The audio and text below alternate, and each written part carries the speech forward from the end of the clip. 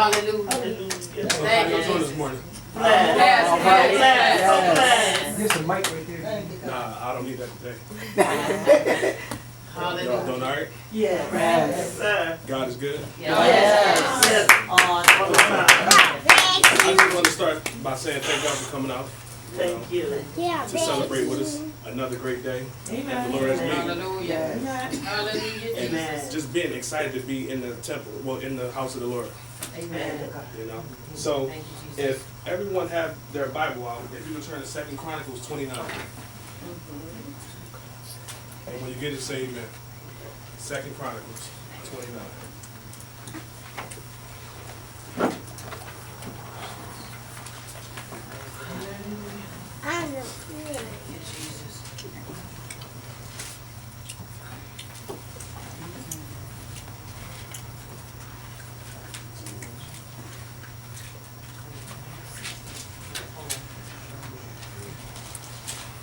Amen. All right.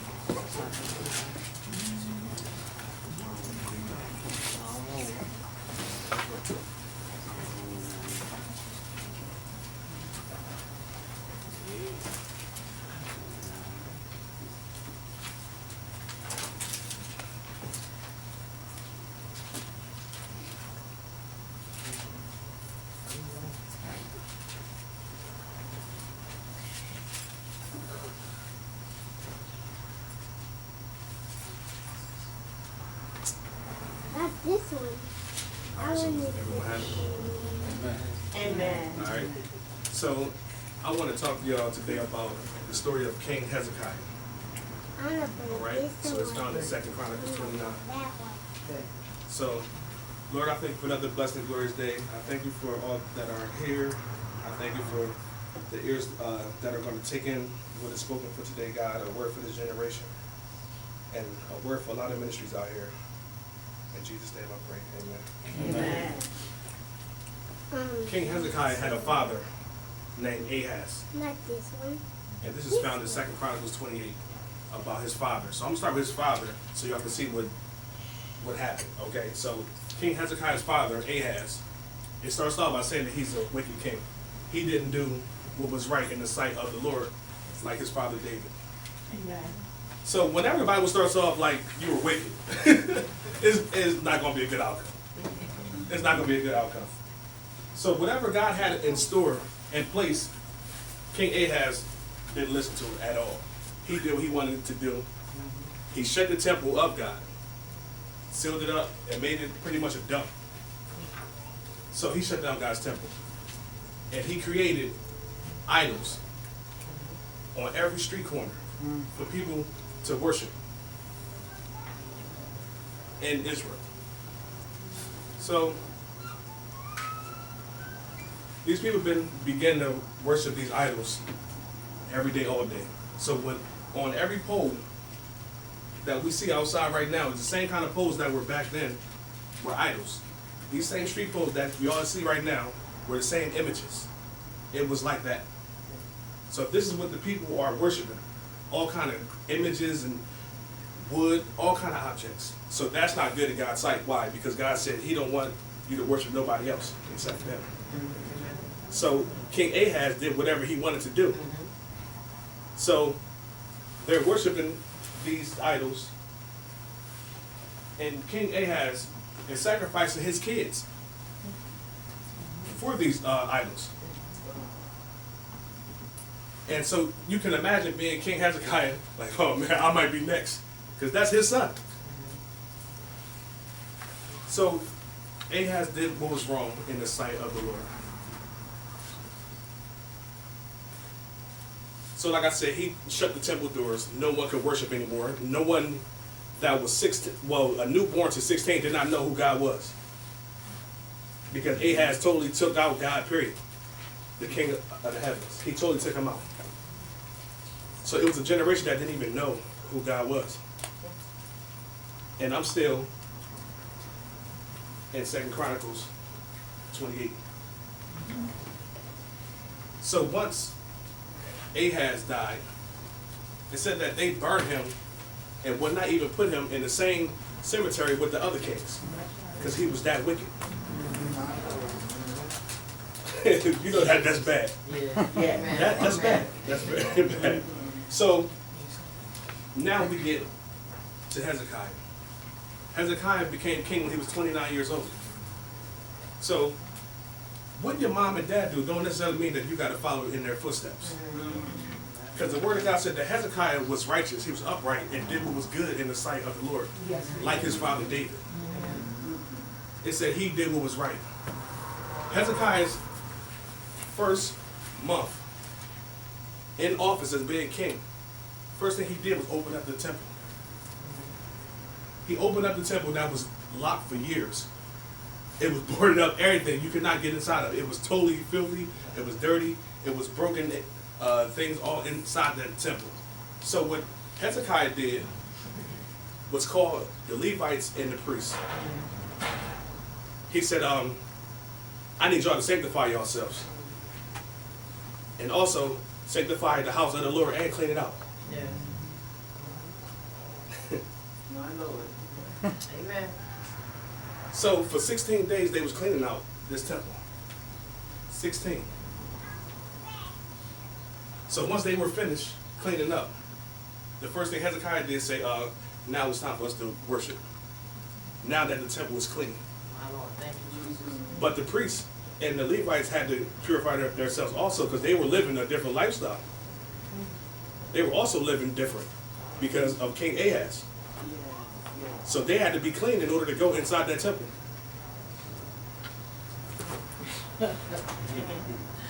That's the truth. And these are God's people. The priests. The priests were the one that did the sacrifice. The Levites, the one that's singing praise. They had to purify themselves before they go inside. Yeah. So the first thing Hezekiah did was got his men in order. He got his people in order first. This is what you're going to do. This is what you're going to do. After they cleaned up, you're going to do your job now as the Levites. You're going to praise. Priest, you over here, y'all going to do what y'all do and sacrifice for us. Okay, this is what we're going to do. This is the game plan. So they began to bring in the animals for a sacrifice. Now this one offering was for the whole entire Israel. This is for all of us. So the priests started to kill the goats. 7. It was 7. They were sacrificing, smoke going up. Okay, so that offering's done. Their sins is good now because it was a black cloud over their heads because of King Ahaz. So what your parents do can reflect upon you. That's right. Yes. That's right. You know?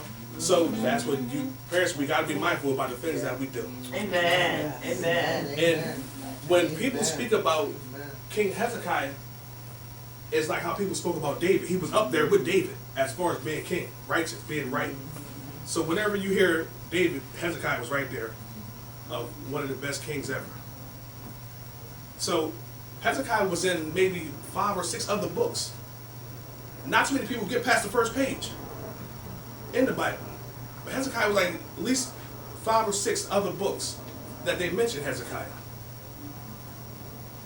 So now it's time for the individual sacrifice that Hezekiah said, y'all gotta bring your own offering. So it was it 3,600 animals that was slaughtered that day for each and every individual? 3,600, I think. It was 3,600.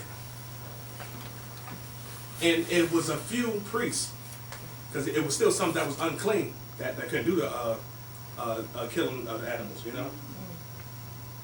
So 3,600 animals. Do y'all know how much blood that is? A lot of bloodshed. 3,600. Oh my goodness, that's a mess. Yeah. But it was for your sins. Yeah. Y'all don't understand. We thank God today that we don't got to go through that no more, because Jesus was it. Yes. Yes. He was the final sacrifice. Yes, he is. Yes, he was. So the word of God said that the priests were few, so the Levites had to take over because they were more upright in heart. That's what the word says, that they were they were right with God. So some of the priests, it wasn't right. Like how some of the pastors not right today. But still stand behind where we're standing at right now. Amen. Only God. Jesus. Amen. So once this sacrifice was over, the 3,600, that's over with. So now, Hezekiah calls up. No, now they begin to worship because they was doing the sacrificing. Now they're praising and worshiping. And they haven't done this in a long time. So Hezekiah brought forth a revival in the city of Judah. He brought a revival. Praise, worship. People excited to be inside the temple, giving God praise. Yes. So now, that portion is over with. So now, Hezekiah calls up the rest of the people in other areas. Hey, listen. Well, he didn't call, but he sent the message. He was writing. But I'm going to do it like this. Listen, we got the temple popping right now. We got the Levites millie rocking right now. They are, listen, the praise and worship is happening right now. I need y'all to come and see what's going on and come so that we can do Passover, so y'all can celebrate Passover with us. Amen. Because for the first time, it hasn't been done in a long time. The Passover is next month. I need y'all to be here. So the messages went out.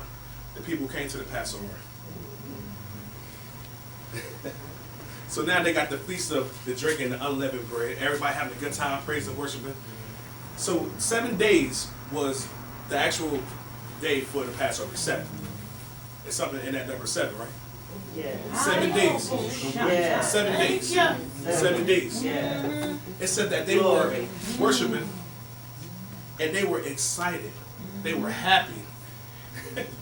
And then they got down to the last day. Everyone began to get quiet, not looking too well. King Hezekiah, like, what's going on with y'all? They said, well, the final sacrifice is being made and the Passover is going to be over soon. Who want to go another 7 more days? Now, y'all know some people, we can't even be in church for a whole hour or 2.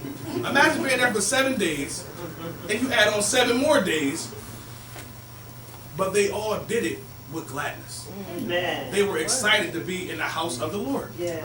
Yes. They were excited, on fire. See, we done lost our place now because our heart has turned towards God. These people wanted to stay inside that temple. We ready to go watch Power. You know, we ready to go watch the game and do all that stuff. But they put God first. They said, listen, we'll stay here for another 7 days. And when those 14 days were up, they all went outside and went into the city of Judah and smashed down all the idols. They smashed everything until there was nothing left. And do y'all know that Blue Cross, Blue Shield sign with the snake on the stick? That was the same one that Moses had when the children of Israel were getting bit. So God told him to create that bronze serpent, and whoever looks upon it will be healed. So y'all know we cuckoo for Cocoa Puffs. So after they were healed, they kept that snake, that serpent on the stick, and began to worship that serpent. Cuckoo for Cocoa Puffs, right? Like that's what we do. Like what you think was good is going to turn out to be bad later on. But they had that for years throughout Joshua, throughout all them people until Hezekiah. So that was over 200-300 years of these people worshiping that snake. They had that worshiping. So they even smashed that. God had to get rid of them other idols. Hezekiah did what was right, so he's in leadership. That's why his father fell, because when you're in leadership, you're supposed to do the right thing. Amen. And do what God says do. Yes. God put you in position for a reason. And that's to help people. And that's to help and do what you got to do if you're a man or woman of the cloth. Yes. Glory to God. Like God can put you in the city now, you know, the city hall and all that. They need someone strong of God to really rule. To really rule, because right now is not good at all.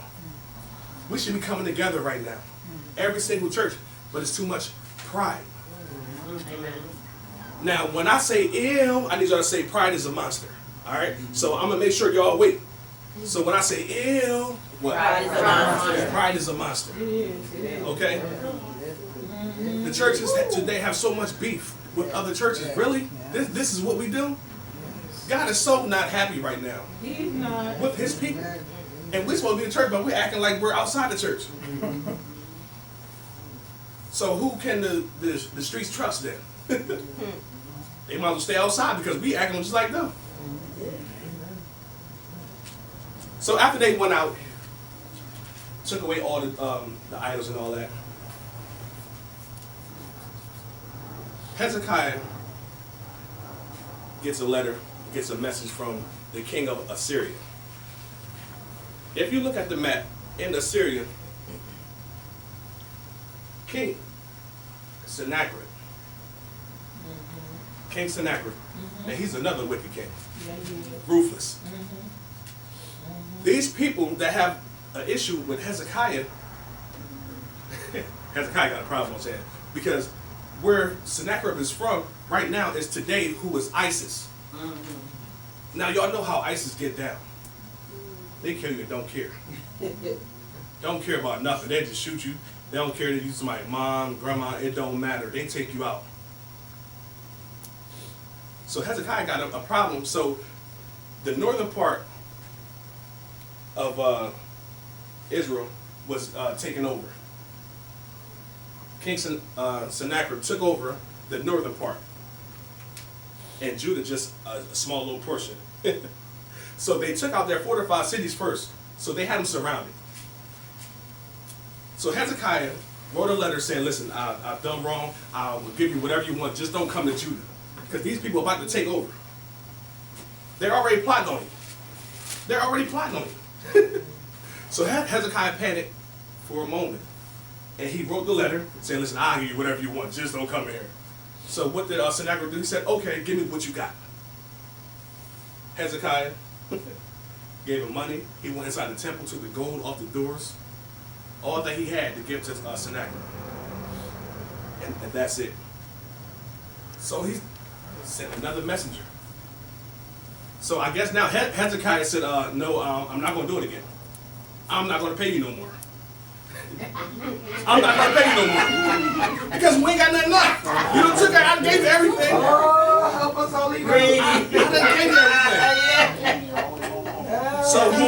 everything. So he rebelled against the king of Assyria, who is ISIS to this day. So Sennacherib sent a messenger saying, why do you rebel against us? Y'all are only a few. Y'all weak. Your king is weak. And the God you serve is weak. Now these people talking reckless. They talking real reckless and don't care. Because they know that they are few in number. And they got a huge army. And they have them surrounded. Like you can't go nowhere. So what Hezekiah did, because that first messenger left, he blocked up the water because he knew that they were in camp a little ways up. So, and then they started blocking the water supply. Started clogging it up so it wouldn't reach to them. That's how the devil do it. Ew! Pride is a monster. Pride is a monster. So if that wasn't good enough, the second time, they bring an army with them and begin to talk reckless again. So now they're praying on the wall, and 4 of Hezekiah's men are on the wall with the rest of the people that live in Judah. So they're praying. So the men walk up. Wait, don't talk to us. Talk to us in Aramaic, so that only we can understand, not the whole city, because we speak that language. This is what the king of Assyria man said. Really? We just don't want to talk to you. We want to talk to everybody. Because they're trying to threaten them. They're trying to have them scared. Intimidation. That's what the devil does. When he comes, he tries to intimidate you. Yes. And this is what's taking place. Intimidation. So they begin to talk a whole lot more. But it was all talking about God, talking about the God can't save them. The guys are weak. Listen, we done took over all the other cities, and their guys didn't help them. Their guys didn't help them. So who is your God? But didn't you take down his high place? You know, like they're talking to him like, listen, like y'all doomed. We can come in here anytime we want. King Hezekiah, what you gonna do? So the third final time, the man came again. This time is with a letter. The letter is saying, it's all over. We coming right now. It's all over. We about to take y'all over right now. They leave. Hezekiah sent for, they gave the letter to Hezekiah. Hezekiah went into the temple and laid it before God. But with that last messenger, he sent for Isaiah, the prophet. He said, am I doing the right thing? He said, don't be afraid. Like, it seemed like they never even got out any words in my book, because like I said, it was in 4 or 5 books. But with this one, it says that the minute his men went for Isaiah, Isaiah already knew what they wanted. He said to Hezekiah, don't be afraid. Sennacherib would not enter Judah. The same way he came, same way he gonna leave. He said, I will cause a rumor to take place for them to leave. I will cause a rumor. He said, I will cause a rumor to take place.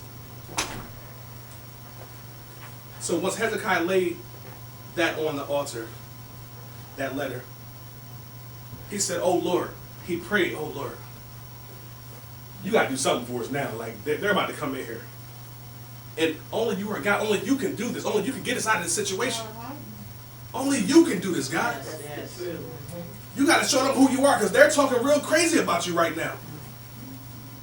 And God says, I will protect my city for my name's sake, and also for my servant David. Now, you would love to be in a position where God can mention you like that. You can be as close to God as you want. Be upright. Because it will be a time where someone that you know might be in trouble, but God won't punish them because of you. Because of you. I'm not going to do it because of my servant Lena. For she lived upright and she was connected to you. Y'all understand what I'm saying? Amen. Y'all understand what I'm saying right now? So God told Hezekiah, listen, I'm going to protect this city. So it says that night, an angel of the Lord came down and slew 185,000 men in one night. 185,000 men in one night. One angel. It says that when the living arose, all they saw were dead bodies. So we waking up, and we know we got beef with these people that's dead. So who are they looking at right now? They're looking at Hezekiah. Hezekiah did this. No. Hezekiah was scared to death. Hezekiah was scared. The angel of the Lord came. God did it. That's right. God protected his city. Amen. God said he was going to do it, and he did. They never came into Judah. God keeps his promises. Amen. This is what his word said. He said, I will defend it. And y'all ever notice that when people go into captivity, it says that God led them into captivity. Like God allowed this to happen. So God is in control of everything. And the reason why you're at where you're at is because God said it's something that you need to get out of this. Out of that situation. It might not be captivity, it'll be something else. But you're in it for a reason. Oh, man. Yeah. Fridays and I knew y'all lunching. I knew y'all was lunching. Wow. So, once that the angel killed all those men, it said that when the living arose, all they saw were dead bodies. So, after that day, Hezekiah began to be looked up upon, magnified in the sight of these people. So now he's the man, and he ain't did nothing. But they brought God gifts and they brought Hezekiah gifts, but people only saw Hezekiah. They didn't see God, they saw Hezekiah. So Hezekiah began to get prideful. Hezekiah began to get rich. He had everything. I mean, he had cars that, he had everything. Anything you wanted, he had. Right after that incident. So, pride is a monster. And it's not bad when people do things for you. It's when you begin to get big-headed. Like they supposed to do it for you. Yeah. And that's what was happening now. There's a lot of pride behind this pulpit. A lot of pride. And that pride is a monster. But we all have a little pride in us. Yeah. But we got to humble ourselves. Yes, Lord. We got to humble ourselves. Humble all the time. Listen, when someone give you credit, say, no, give it back to God. That's Amen. Give it back to God, because he said, I won't share with nobody my glory. But because you are a man of God, a woman of God, you are the face of God, because they see you, they see him. So people are going to do things for you. They might food, like they give you things, because it's not bad at all, because the people in the Bible were given, the men and women of God, they were giving them a place to stay, they were feeding them, they were giving them silver, gold, all that stuff. So it's no different right now. But some people take it to the extreme. Like they supposed to give y'all stuff. People left field. So it said in those days Hezekiah began to get sick almost until death. It said the prophet Isaiah came in and said, dude, you're about to die, get your house in order. And rolled out. This is what he said. He said, walked in, you about to die, house in order, roll out. This is what he did. This is what he did. This is what he did. So it says that Hezekiah rolled over and began to pray. Lord, how I walked in your ways and was upright in your sight and did what was right, what was just. So he's praying that prayer, and before Hezekiah could leave, not Hezekiah, before Isaiah could leave, God said, tell Hezekiah, oh my goodness. Now he has that connection with God, right then and there, he speaks to him. He was called the eagle-eyed prophet. I mean, God used him to see through caves. Really? He has that connection. He has that connection. So he goes back. He said, tell Hezekiah, the leader of my people. Now, isn't that crazy how God put us, like, first he will say his people, but then when we doing wrong, it's your people. Like he did with Moses. When they were going to talk about it, he said, tell your people down there. He said, hold on, I thought they was your people. But that's what he did. So he said, tell Hezekiah that I will add upon him 15 more years to his life. Because of his pride, he was about to die. The richest man, he had everything. Well, like, I mean, he had so much. Storehouse was nothing. He had to get whole cities to put his stuff in. He had the whole city of Chester in his backyard. This is all his. And more. Like, he had everything. So, Isaiah went back, said, listen, God ain't going to kill you today. He said, God ain't going to kill you today. He said that he's going to add 15 more years to your life. So, you're going to be all right. You're going to be all right. So, he asked for a sign that he will be healed. So, God said, in 3 days you're going to go to the temple. 3 days. So what happened on the third day with Jesus? The third day. See, they're using numbers in here. 7, they're using 3. It's something about these numbers. So,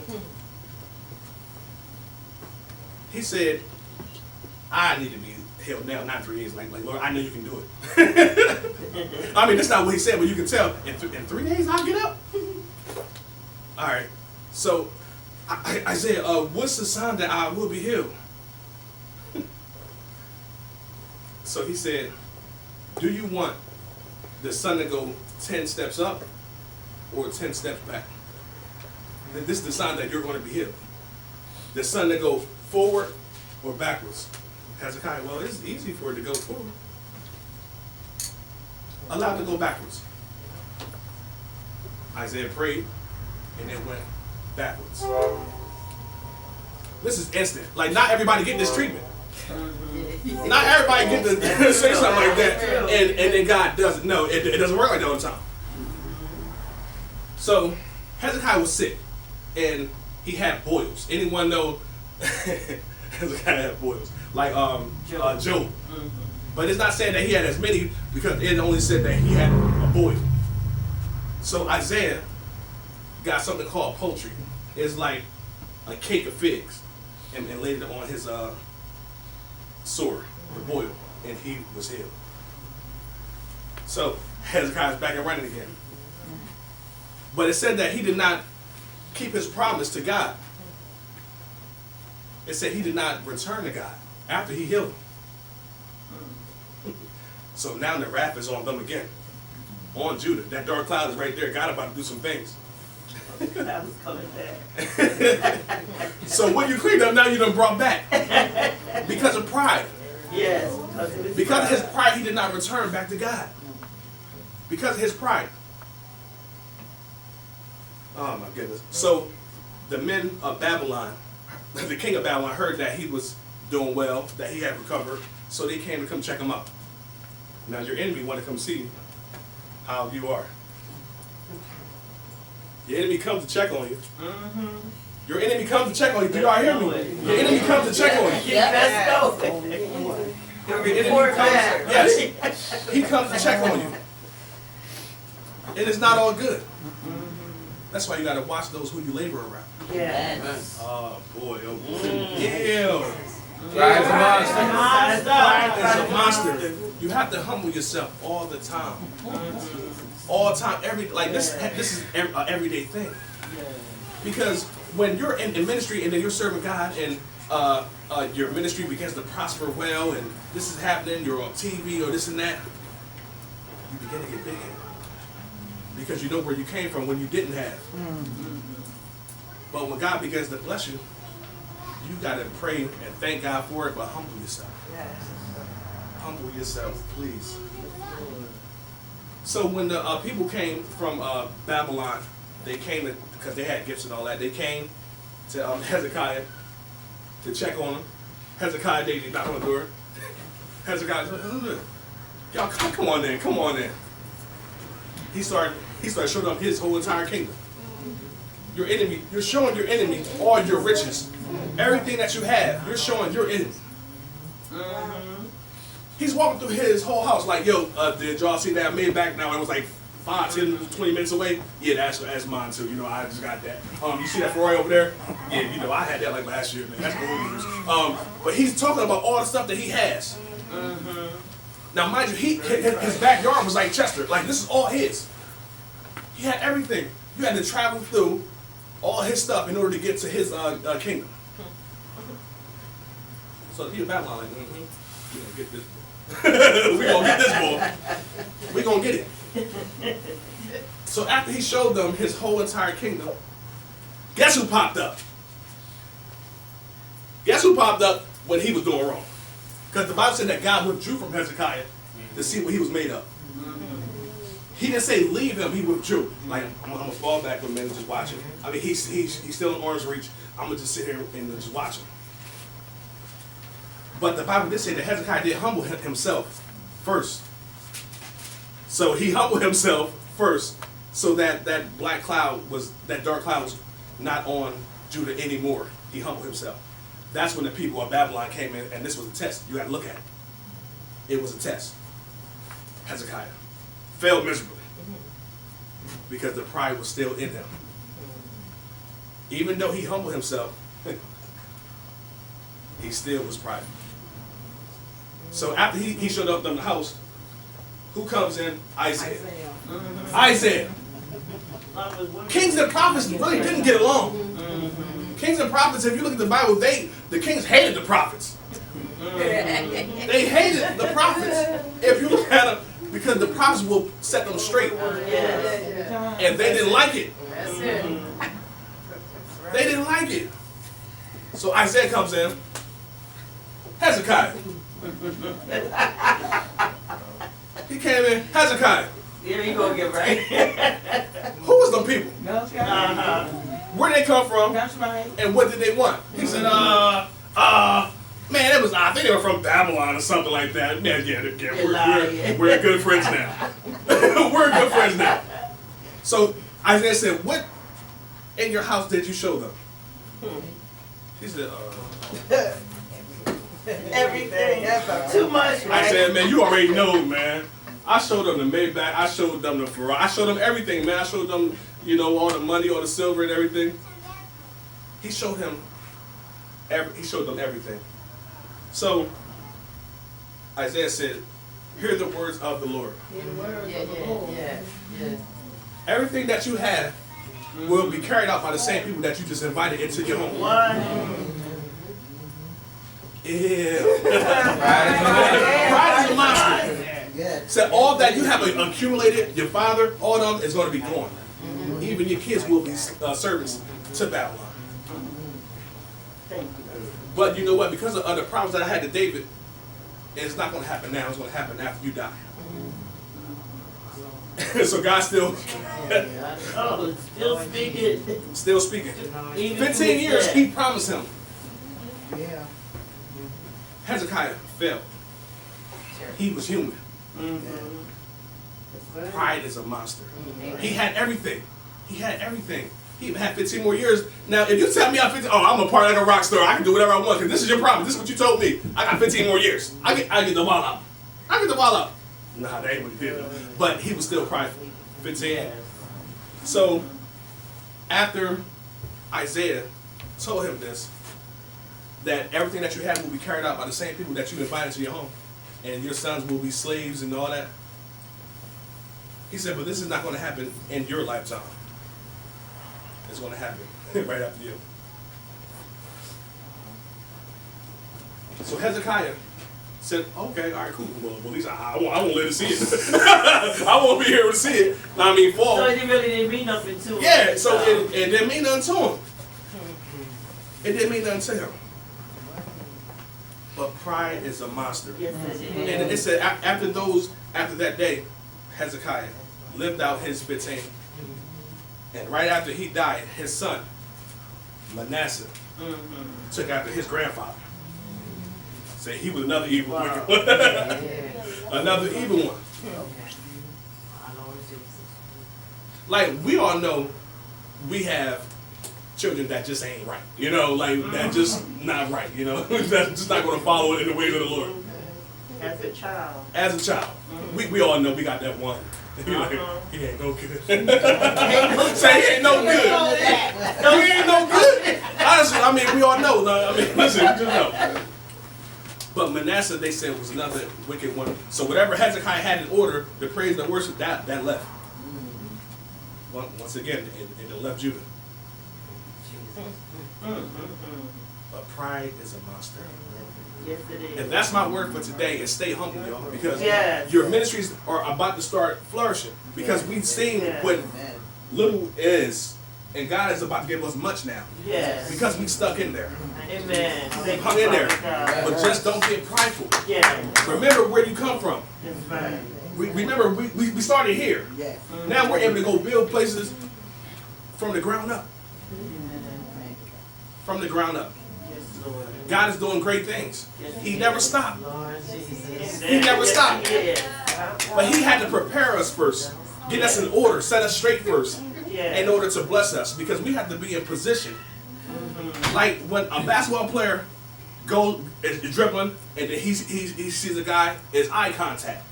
He's getting in position for the alley-oop.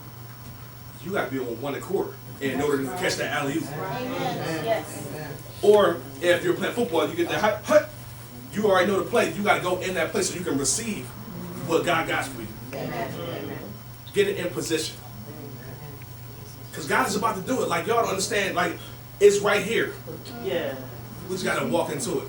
Amen. Glory. Pride is a monster. Humble yourselves. Another great and glorious day, God. I thank you for this word. I ask that I take heed to those who heard Yes. and to those who will be watching later on, God. Yes. We should never get too high that we think we're higher than you, God. Like, we should never be prideful, God. And if that pride is in us, God, allow us to maintain and humble ourselves, God. Push it down, God, and give you the glory for all that we receive. We give you the glory, God. We give you the glory, God. I thank you. I thank you, God. I bless your holy name. In Jesus' name I pray. Amen. Amen.